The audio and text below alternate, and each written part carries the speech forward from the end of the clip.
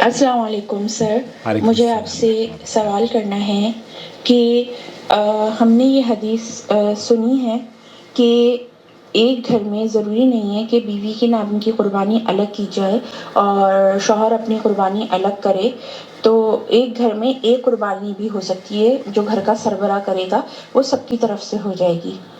ایک سوال میرا آپ سے یہ ہے، کیا یہ صحیح ہے؟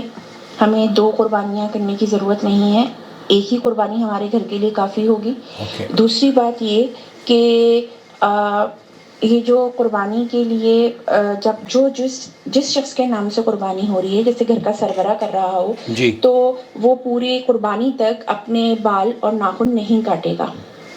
تو اب یہ سوال کرنا ہے کہ کیونکہ وہ گھر کا سربراہ ہے، وہ اپنے بہاف پہ قربانی کر یہ جاننا چاہ رہی ہیں کہ ایک قربانی پورے گھر کی طرف سے کافی ہو جائے گی یا نہیں، اور یہ بھی جاننا چاہ رہی ہیں کیونکہ پورے گھر کو اس میں شامل کیا گیا ہے تو آیا وہ پورے خاندان والے یا پورے بچے بوڑھے جتنے بھی ہیں وہ سارے کے سارے ناخن بال اور بال نہیں ترشوائیں گے 9 کے 9 دن جب تک کہ قربانی نہ ہو جائے؟ میں آپ کو لے کر چلتا ہوں، سماحت شیخ عبدالعزیز بن باز نے اسی طرح کا سوال پوچھا جا رہا ہے۔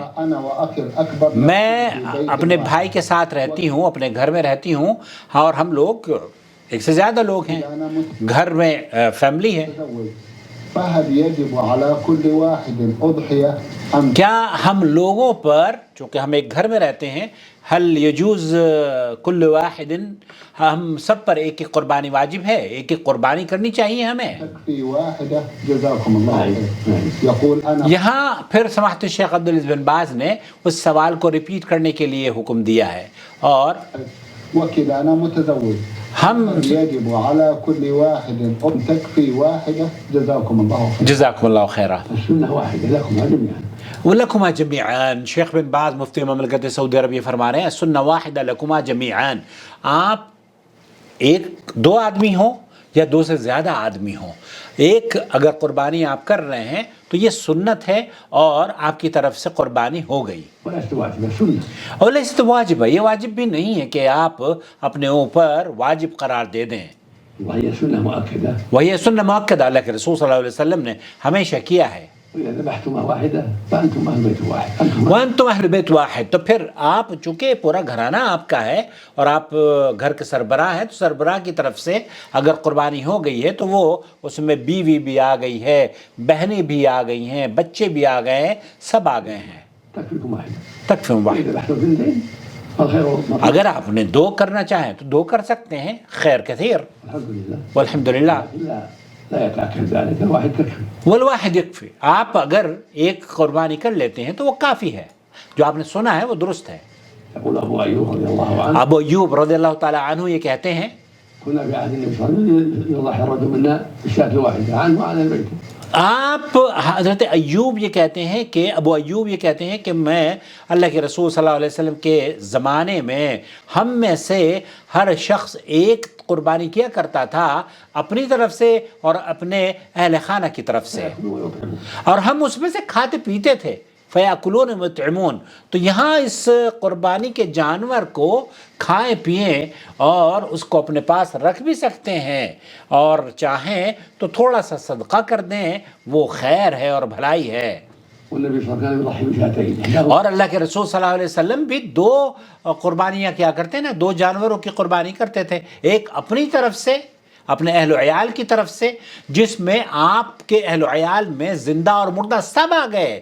جب اللہ کے رسول صلی اللہ علیہ وسلم نے قربانی کی تو حضرت خدیجہ رضی اللہ تعالی عنہا وفات پا چکی تھی، تو آپ نے قربانی میں وہ بھی شامل ہوئیں، جتنے آپ کے بچے اور جتنی آپ کے بچوں کے بچے وفات پا چکے تھے، وہ سارے کے سارے جتنے رشتہ دار ان کے وفات پا چکے، تو وہ سب کے سب اس میں شامل، کیونکہ اللہ کے رسول صلی اللہ علیہ وسلم اپنی طرف سے اور اپنے اہل بیت کی طرف سے کیا کرتے تھے، تو آپ بھی یا میں بھی کرتا ہوں، تو میں اپنی طرف سے اور اپنے بیت کی اہل بیت کی طرف سے کرتا ہوں، اپنے خاندان کی طرف سے کرتا ہوں، اپنے بچوں اور بچوں کے بچوں کی طرف سے بھی وہ ہو جاتی ہے. جو اس دنیا سے چلے گئے ہیں والدین وہ بھی میرے اہل بیت میں سے ہیں نا، تو اس لیے ان کو بھی اللہ کے رسول صلی اللہ علیہ وسلم جو زندہ ہیں ان کو اور جو مردہ ہیں ان کو بھی شامل کر لیا کرتے تھے. تو عورت کے لیے الگ قربانی کرنا، بھائی کے لیے الگ قربانی کرنا یہ ضروری نہیں ہے، لیکن اگر آپ کرنا چاہیں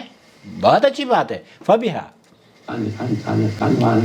آپ علیہ السلام 2 بکرے دو جانور ذبح کیا کرتے تھے، اور اس میں سے ایک اپنی طرف سے اور ایک اپنے امت کی طرف سے، اور یہ اللہ کے رسول صلی اللہ علیہ وسلم کی سنت رہی ہے.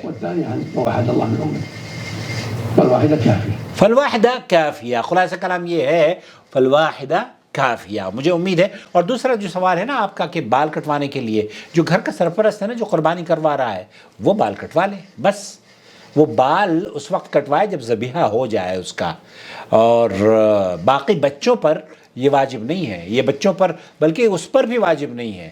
اگر بھول چوک سے بال کٹ جائے تو پھر توبہ و استغفار کرنے کے بعد اپنے عمل کو جاری رکھے. شاید یہی آپ جاننا چاہ رہی تھیں. بہت شکریہ آپ کا. الحج أشهر معلومات فمن فرض فيهن الحج فلا رفث ولا فسوق ولا جدال في الحج وما تفعلوا من خير يعلمه الله وتزودوا فإن خير الزاد التقوى واتقون يا